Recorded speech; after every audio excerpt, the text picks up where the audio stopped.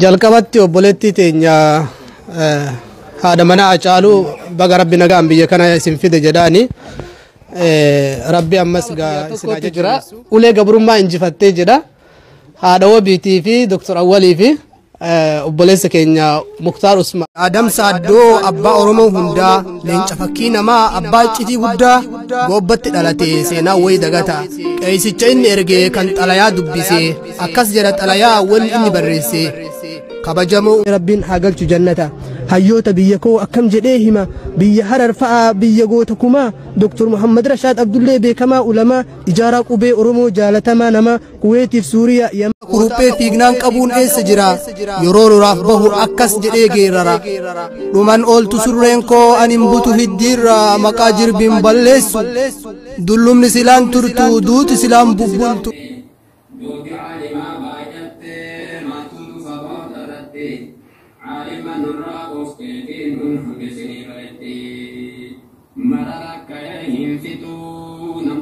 الله وبركاته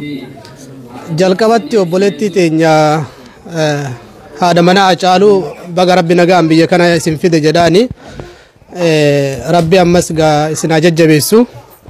walitti hin dhufne waluma bira jirraa duraanillee qaamaa fi qalbiitu qaamatu adda nu fagaate malee qalbii waluma bira nu jirti baga nagaan dhuftanii kunillee hawaasa keessanii ka biyyaatillee haa ta'u garaagarummaan hafuuruma Oromiyaa qofa as nu fiddanii sanumaaf baga nagaan dhuftan jenna malee duraanuu walumatti jirra baga nagaan dhuftanii akkasuma Dr. Awwal aloo kana haqiqatti nama jabaa obboleeyyan keenya maaliif hadiisa tokko keessa rasuulli namni kun dhama qabaa jedhan akkuma dhagaan kun dhama qabu dhamni dhagaa maalinni zahabaami namni kunillee nama keessaa kan namummaa qabutu jira jedhan saniif namni kun egaa yeroo duraan qabsoo san yeroo namni hundi rafee yeroo hidhamtoonni kenna hidhaman san jidduutti jira jedhee ummata faranjii san akkasi kakaasuu isaatiif galatoomaa ulfaadhaa jedhan amma gaa isinitti hin dheeressu kitaaba kiyyaa tokkotu jira ulee gabrummaa injifattee jedha haadha wabiitii fi Dr. Awwalii fi obboleessa keenya Muktaar Usmaaniif sila jaroota kaawwan illee ni kenna sadii qofa qabadhee dhufe isaan sadiinii kennuu barbaada yoo rabbiidha.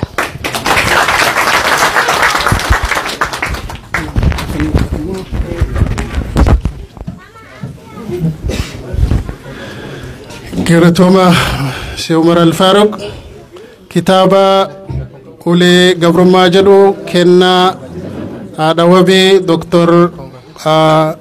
Awwalii fi akkasuma Muktaar Usmaan ifi sagantaa kana sila ittiin qophoofne yeroo gabaabaatti Adam Saaddoo abbaa Oromoo hundaa leenca fakkii namaa abbaa iccitii guddaa goobbatti dhalate seenaa wayii dagata gaafa Finfinnee deemu fuudhee amaanaa ummataa dogongoraan qabamee seenee harka diinotaa qabamuu arginaan bitaa mirga laalee goonni sanyii gootaa mana fincaanii nageessaa jedheen poolisoota mana fincaanii keessatti nama hajaageeffatu fakkaataa xalayaa deemaanii jiru cicciree takka takkaan nyaataa tangaraa isaatii baate garatti deeffataa jara qabuuf dhufte ofirraa uggutaa xalayaa hundaa garatti liqimse goonni maal sodaata tangaraa na baate garanna dachaa teemee akkam na goota oma fiddee fidii jedhee itti dhaadata seenaan Haaji Adam Saaddoo himtus wayi dhumata aakirattis rabbiin haa galchu jannata Haaji Adam gaafa hedduu nafxanyaa qaanyesse diinni nu balleessuuf mala hedduu baase lolaan nu dadhabnaan yaada biraa kaasee amantii jijjiiradhaa nuun jedhe Haile Sillaaseen gaafa goobbarratti nama walii yaasee xalayaa gad ergee yaada ofii ibse qeesicha inni erge kan xalayaa dubbise akkas jedha xalayaa wanni inni barreesse kabajamoo ummata baalee hundumti keessanii ummata baalee kan akkaan jaalannu waliin jiraachuu feenaani amantii gadhiisaa teennatti deebi'aa jetti xalayaani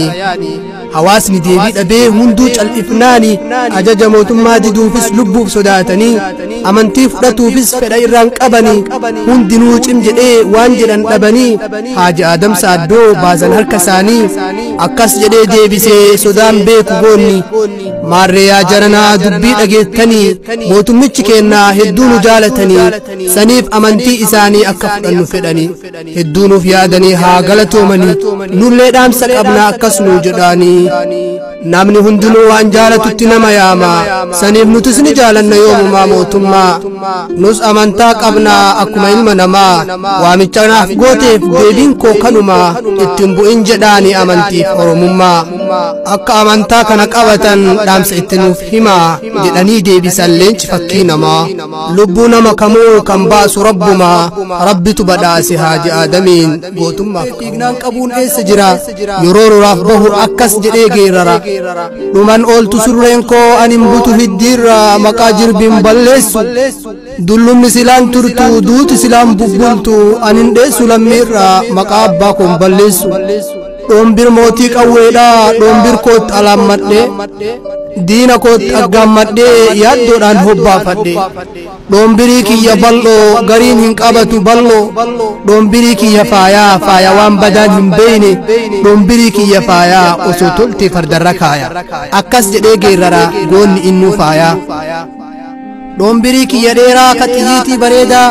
lafa buusee baqatee namni guddaan areedaa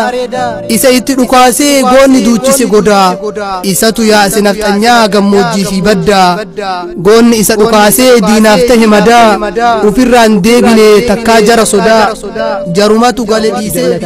hayyoota biyya koo akkam jedhee hima biyya harar fa'aa biyya goota kumaa Dr. Muhammad Rashaad Abdullee beekamaa ulamaa ijaaraa qubee Oromoo jaalatamaa namaa Kuweetiif Suuriyaa Yamaniif Iraaq Ordoniif Kaatari Masri irraa argate waraqaa doktorummaa mootiin biyya Masrii Jamaal Abdunnaasir jedhama Kaayirootti argate waraqaa hayyummaa Kaayirootti argate waraqaa hayyummaa jaarraan abbaa gadaa keessi isaaleen cafakkii ilma namaa bakar waaree fa'a wahiin dagatama calii calanqoo dubbannaan isa yaadatama luka takkaan lolee gargalche nafxanyaa luka takkaan lolee gargalche nafxanyaa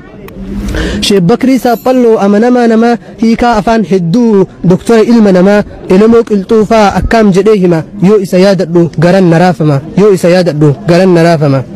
hidhatee hidhachiisee qabsoo bilisummaa qabeenya ufii dhiisee saba ufiitiif falma diina hedduu fixee gaara keessa marsee bakka jarri jiran hundatti bombiin barbadeessee oromummaa dhiigaa oromummaa ofii dhiigaan nuuf barreesse duuti eenyuu hin dhiiftu gaafa guyyaan geesse diinni sobee yaamee isaan nurraa ajjeese diinni sobee yaamee isaan nurraa ajjeese hin turra malee ni urra jetti eboon dhageesse turrullee ni baafna gomaa gootan dhumte turrullee ni baafna gomaa gootan dhumte عالم نرى أفتتين هنبسني بلدتي يودري سامبال أباتا بيا إساني كسبتي ربي جتشغت إساني فلتا دين إسلاماتي واحد سينان إساني هندوبة فول درتي عالم نرى أفتتين هنبسني بلدتي أما لهذه كبيرين أبا أستاذا كناتي بيكاسا دكتور جيلاني